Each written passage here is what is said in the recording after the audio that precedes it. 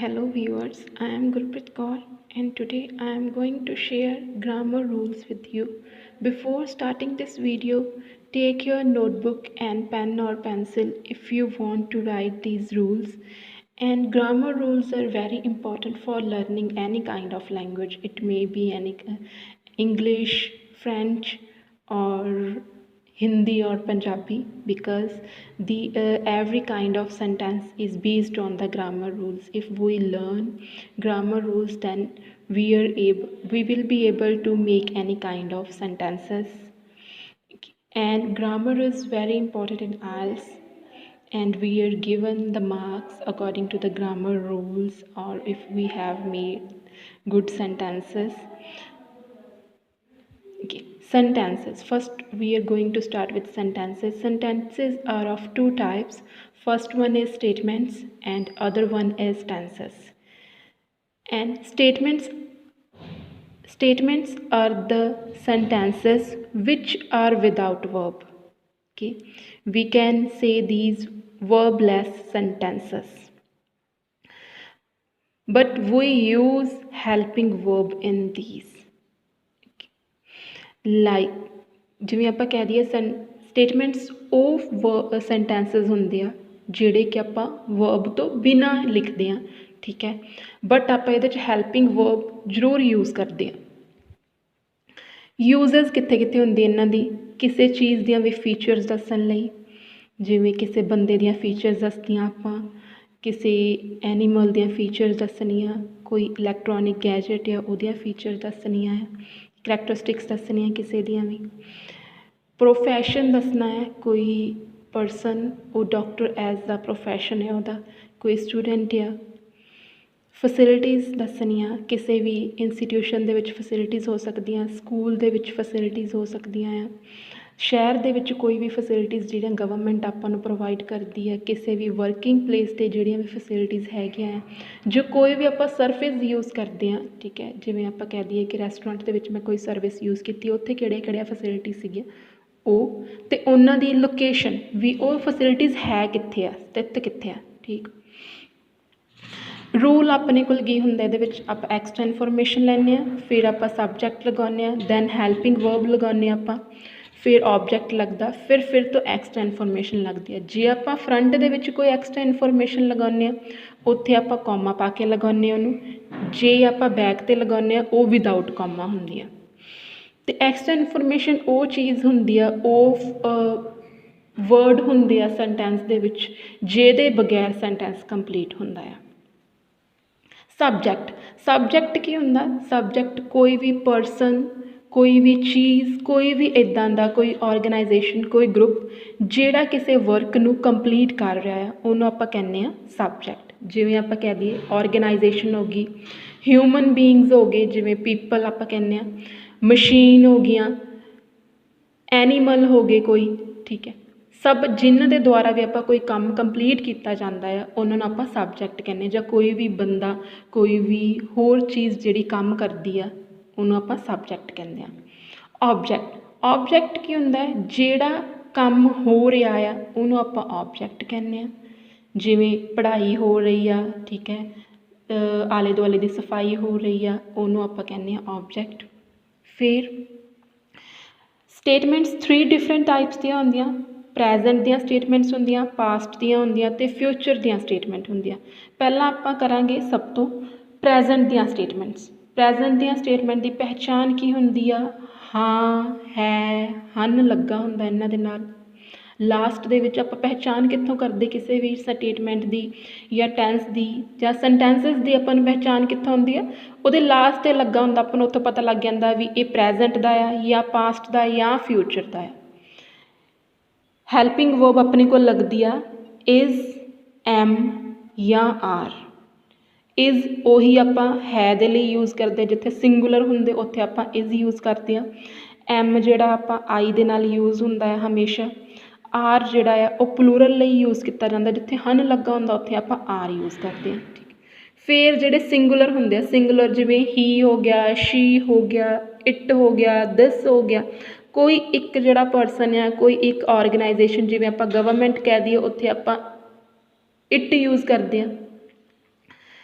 Plural ਕਿਹੜੇ ਹੁੰਦੇ ਆ, ਜਿਹੜੇ ਦੇ ਹੋ ਗਏ, ਦੀਜ਼ ਹੋ ਗਏ, ਦੋਜ਼ ਹੋ ਗਏ, ਅਤੇ ਆਈ ਵੀ ਆਪਾਂ ਇਨਕਲੂਡ ਕਰਦੇ ਹਾਂ ਪਲੂਰਲ ਦੇ ਵਿੱਚ, ਕਿਉਂਕਿ ਆਈ ਦੇ ਨਾਲ ਆਪਾਂ ਹਮੇਸ਼ਾ ਪਲੂਰਲ ਵਾਲੇ ਸਾਰੇ ਹੈਲਪਿੰਗ ਵਰਬ ਲਗਾਉਂਦੇ ਹਾਂ, ਜਾਂ ਫਿਰ ਆਪਾਂ ਜੇ ਟੈਂਸ ਦੇ ਵਿੱਚ ਵੀ ਆਪਾਂ ਬਣਾਉਂਦੇ ਆਈ ਨੂੰ ਆਪਾਂ ਹਮੇਸ਼ਾ ਪਲੂਰਲ ਹੀ ਲੈਂਦੇ ਹਾਂ। ਫਿਰ ਹੁੰਦਾ ਆਪਣੇ ਕੋਲ ਹੈਜ਼ ਐਂਡ ਹੈਵ।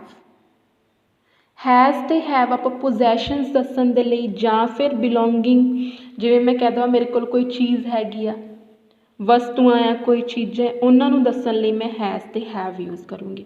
ਠੀਕ ਹੈ, ਹੈਜ਼ ਉਹੀ ਆਪਾਂ ਸਿੰਗੂਲਰਲੀ ਯੂਜ਼ ਕਰਦੇ ਹਾਂ, ਜਿਵੇਂ he has, she has, this has, that has.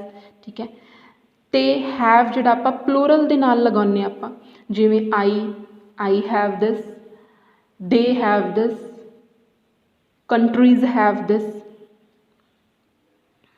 ਦਿਸ ਜਿਹੜਾ ਆ ਆਪਾਂ ਚੀਜ਼ਾਂ ਦੇ ਲਈ, ਐਨੀਮਲਸ, ਜਾਂ ਫਿਰ ਕੋਈ ਵੀ ਜਿਹੜਾ ਨੋਨ ਲਿਵਿੰਗ ਥਿੰਗਸ ਆ ਉੱਥੇ ਆਪਾਂ ਦਿਸ ਯੂਜ਼ ਕਰਦੇ ਹਾਂ। ਅਤੇ ਦੇਅਰ ਆਪਾਂ ਯੂਜ਼ ਕਰਦੇ ਹਾਂ ਜਿੱਥੇ ਆਪਾਂ ਲੋਕੇਸ਼ਨ ਦੱਸਣੀ ਹੋਵੇ ਕਿਸੇ ਚੀਜ਼ ਦੀ, ਉੱਥੇ ਆਪਾਂ ਦੇਅਰ ਯੂਜ਼ ਕਰਾਂਗੇ। ਦੇਅਰ ਇਜ਼ ਅ ਕਾਰ,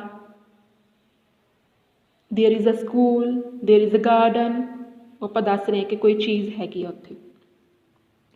ਫਿਰ ਜੇ ਆਪਾਂ ਸੈਂਟੈਂਸਿਸ ਬਣਾਉਂਦੇ ਹਾਂ ਪ੍ਰੈਜ਼ੈਂਟ ਦੀਆਂ ਸਟੇਟਮੈਂਟਸ 'ਤੇ, ਜੇ ਆਪਾਂ ਸੈਂਟੈਂਸਿਸ ਬਣਾਉਂਦੇ ਉਹਦੇ ਵਿੱਚ ਆਪਾਂ ਜਿਵੇਂ ਕਹਿ ਦੇਵਾਂ ਮੈਂ ਇੱਕ ਵਿਦਿਆਰਥੀ ਹਾਂ, ਇਹਦੇ ਵਿੱਚ ਹਾਂ ਤੇ ਮੈਨੂੰ ਦੱਸਦਾ ਆ, ਇੱਥੇ ਮੈਨੂੰ ਪਹਿਚਾਣ ਪਤਾ ਲੱਗ ਜਾਣੀ ਹੈ ਵੀ ਮੈਂ ਕਿਹੜਾ ਟੈਂਸ ਜਾਂ ਕਿਹੜੀ ਸਟੇਟਮੈਂਟ ਮੈਂ ਇੱਥੇ ਯੂਜ਼ ਕਰਨੀ ਆ। ਹਾਂ, ਠੀਕ ਹੈ, ਇਹ ਪ੍ਰੈਜ਼ੈਂਟ ਦਾ ਹੈ, ਪ੍ਰੈਜ਼ੈਂਟ ਦੀ ਸਟੇਟਮੈਂਟ ਮੈਂ ਯੂਜ਼ ਕਰੂੰਗੀ ਇਹਦੇ ਵਿੱਚ।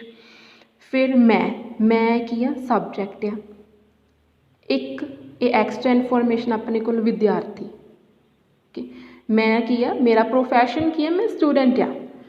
ਆਈ ਐਮ ਅ ਸਟੂਡੈਂਟ। ਠੀਕ ਹੈ, ਆਪਾਂ ਆਰਟੀਕਲ ਯੂਜ਼ ਕੀਤਾ ਇੱਥੇ, ਜਿਵੇਂ ਐਨ ਯੂਜ਼ ਕਰਦੇ ਹਾਂ ਆਪਾਂ, ਦ ਯੂਜ਼ ਕਰਦੇ ਹਾਂ, ਯੂਜ਼ ਕੀਤਾ ਆਪਾਂ ਇੱਥੇ ਸਟੂਡੈਂਟ ਦੇ ਨਾਲ, ਇੱਕ ਸਟੂਡੈਂਟ ਆ ਮੈਂ, ਤਾਂ ਕਰਕੇ ਮੈਂ ਇਹ ਯੂਜ਼ ਕੀਤਾ ਹੈ। ਫਿਰ ਸੈਕਿੰਡ, ਮੇਰੇ ਕੋਲ ਇੱਕ ਫੋਨ ਹੈ, ਮੇਰੇ ਕੋਲ ਆ ਹੁਣ ਕੋਈ ਚੀਜ਼, ਇੱਥੇ ਪੋਜੈਸ਼ਨ ਵਾਲਾ ਆਪਾਂ ਲਗਾਉਂਗੇ ਆਈ ਹੈਵ ਅ ਫੋਨ, ਮੇਰੇ ਕੋਲ ਆ ਕੋਈ ਚੀਜ਼।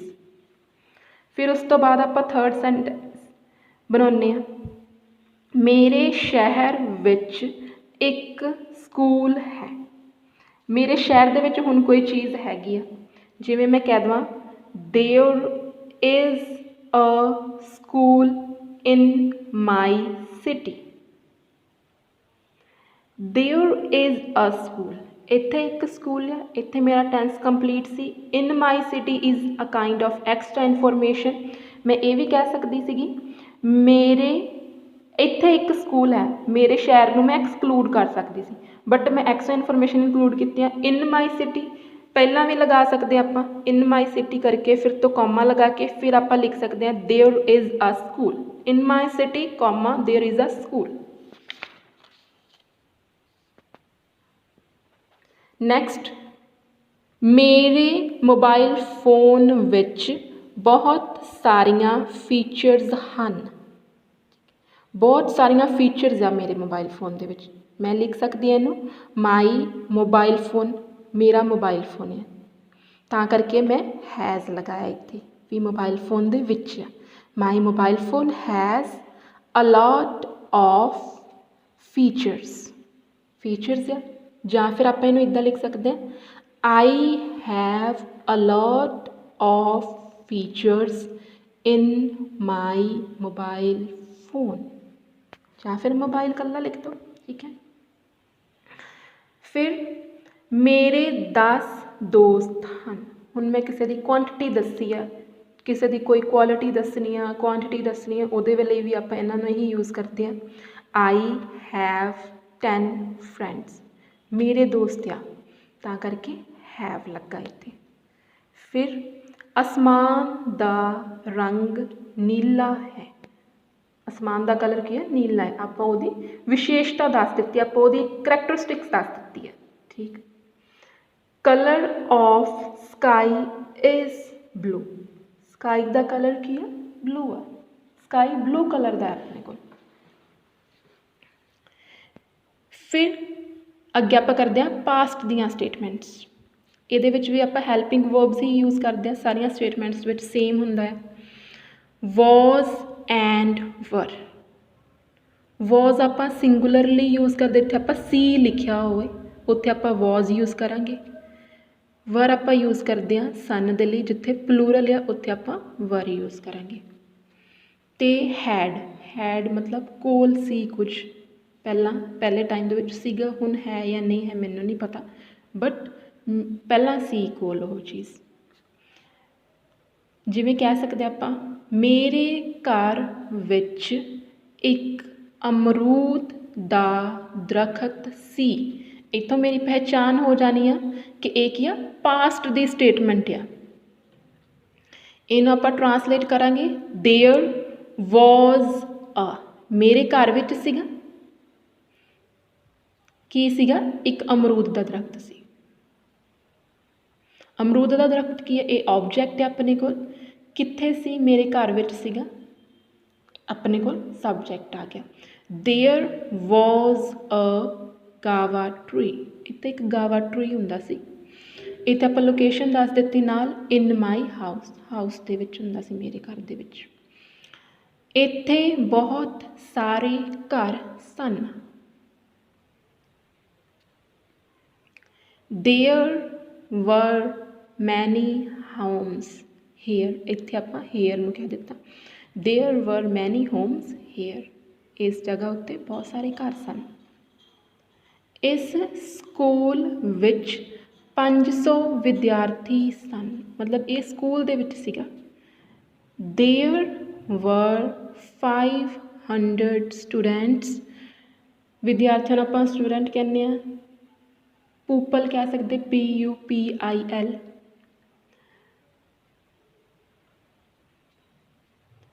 ਇਨ ਦਿਸ school,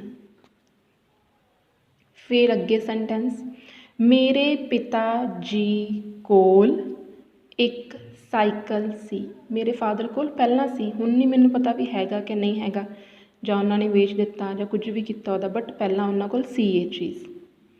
my father had a cycle, ਹੁਣ ਜੇ ਮੈਂ ਇਹਦੇ 'ਚ ਐਕਸਟਰਾ ਇਨਫੋਰਮੇਸ਼ਨ ਐਡ ਕਰਨੀ ਸੀ, ਮੈਂ ਇਹ ਕਹਿ ਸਕਦੀ ਸੀ ਕੰਪਨੀ ਦੱਸ ਸਕਦੀ ਹਾਂ ਮੈਂ ਐਕਸਟਰਾ ਇਨਫੋਰਮੇਸ਼ਨ ਐਡ ਕਰਨ ਲਈ, ਸਾਈਕਲ ਦਾ ਕਲਰ ਦੱਸ ਸਕਦੀ ਹਾਂ, ਜਾਂ ਫਿਰ ਉਹਦੀਆਂ ਕੋਈ ਹੋਰ ਫੀਚਰਸ ਦੱਸ ਸਕਦੀ ਹਾਂ ਮੈਂ। ਇਸ ਜਗ੍ਹਾ ਉੱਪਰ ਇੱਕ ਸਕੂਲ ਹੁੰਦਾ ਸੀ, ਇੱਥੇ ਇੱਕ ਸਕੂਲ ਹੁੰਦਾ ਸੀ। ਹੁਣ there was a school, school ਸੀ। At this place, at this place extra information ਹੈ, ਮੈਂ ਸਿੱਧਾ ਲਿਖ ਸਕਦੀ ਸੀ ਇੱਥੇ ਇੱਕ ਸਕੂਲ ਹੁੰਦਾ ਸੀ। There was a school, sentence complete ਹੋਣਾ ਸੀ ਉੱਥੇ, ਬਟ ਮੈਂ ਕੀ ਕੀਤਾ, ਮੈਂ ਐਕਸਟਰਾ ਇਨਫੋਰਮੇਸ਼ਨ ਐਡ ਕਰ ਦਿੱਤੀ ਇਸ ਜਗ੍ਹਾ ਉੱਪਰ, ਐਟ ਦਿਸ ਪਲੇਸ। ਹੁਣ ਆਪਾਂ ਇਹਨੂੰ ਇੱਦਾਂ ਵੀ ਕਰ ਸਕਦੇ ਹਾਂ, ਐਟ ਦਿਸ ਪਲੇਸ ਕੌਮਾ ਪਾ ਕੇ, ਦੇਅਰ ਵਾਜ਼ ਅ ਸਕੂਲ, ਇੱਥੇ ਇੱਕ ਸਕੂਲ ਸੀ ਪਹਿਲਾਂ। ਫਿਰ ਫਿਊਚਰ ਦੀਆਂ ਸਟੇਟਮੈਂਟਸ ਲਈ ਆਪਾਂ ਕੀ ਯੂਜ਼ ਕਰਦੇ ਹਾਂ, ਹੈਲਪਿੰਗ ਵਰਬ ਲਗਾਉਂਦੇ ਹਾਂ। Will be, would be, may be, might be, ਜਿੱਥੇ ਹੋਵੇਗਾ ਲੱਗਿਆ ਹੁੰਦਾ ਉੱਥੇ ਆਪਾਂ ਸਾਰੀਆਂ ਇਹ ਯੂਜ਼ ਕਰਦੇ ਹਾਂ। ਪ੍ਰੋਬੇਬਿਲਿਟੀ ਦੇ ਅਕੋਰਡਿੰਗ ਹੁੰਦਾ, ਜਾਂ ਫਿਰ ਸ਼ਿਓਰਿਟੀ ਵੀ ਕਿੰਨੇ ਕੁ ਚਾਂਸ ਹੈਗੇ ਇਸ ਚੀਜ਼ ਦੇ ਹੋਣ ਦੇ। ਜਿਵੇਂ ਵਿਲ ਬੀ ਆਪਾਂ 99% ਸ਼ਿਓਰਿਟੀ ਲਈ ਯੂਜ਼ ਕਰਦੇ ਹਾਂ, ਵੁੱਡ ਬੀ ਯੂਜ਼ ਕਰਦੇ ਹਾਂ 90%, ਜਿੱਥੇ ਸ਼ਿਓਰਿਟੀ ਆਪਾਂ ਨੂੰ ਮੇ ਬੀ ਹੁੰਦਾ 75% ਸ਼ਿਓਰਿਟੀ ਹੈ, ਪ੍ਰੋਬੇਬਿਲਿਟੀ ਇਹਦੀ 75% ਆ। ਮਾਈਟ ਬੀ ਯੂਜ਼ ਹੁੰਦਾ ਹੈ 50%, 50-50 ਚਾਂਸ ਹੈਗੇ ਆ ਵੀ ਇਹ ਹੋਊਗਾ ਜਾਂ ਨਹੀਂ ਹੋਊਗਾ।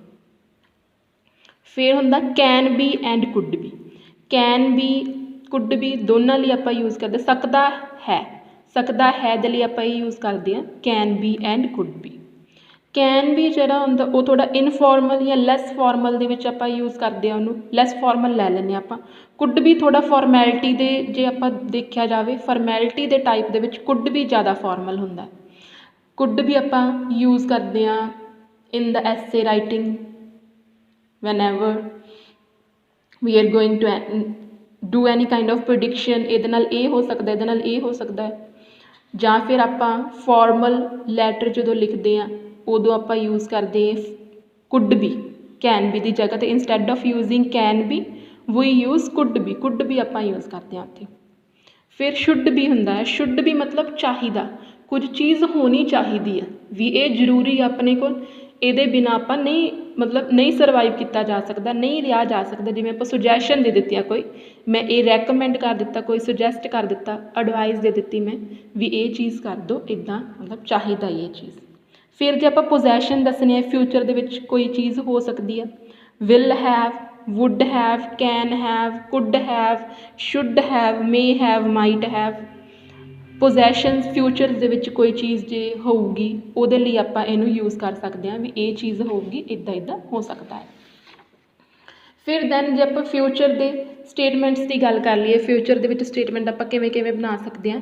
ਮੈਂ ਅਗਲੇ ਸਾਲ ਫ੍ਰੀ ਹੋਵਾਂਗੀ, ਹੋਵਾਂਗੀ मतलब मैं विल यूज़ करूँगी इत्थे। I will be free next year, next year मैं दसता टाइम मैं दे दिता नाल। अज बारिश हो सकती है, अज की है बारिश हो सकती है, चांसिस है भी हो सकती है, नहीं भी हो सकती। There can be rain today, today नूं आपां अगे भी लिया सकते, टूडे पा के today comma there can be rain, rainfall synonym. इत्थे एक हस्पताल होना चाहिदा है, ठीक है। इत्थे हॉस्पिटल चाहिदा है भी जरूरी है भी इत्थे एक हस्पताल होवे ताकि लोगों का इलाज किया जा सके। There should be a hospital. फिर फोर्थ, मेरे कोल शाम नूं एक कार होवेगी, शाम नूं मेरे को कार होवेगी, जरूर होवेगी, ठीक। एक आई would have a car in the evening.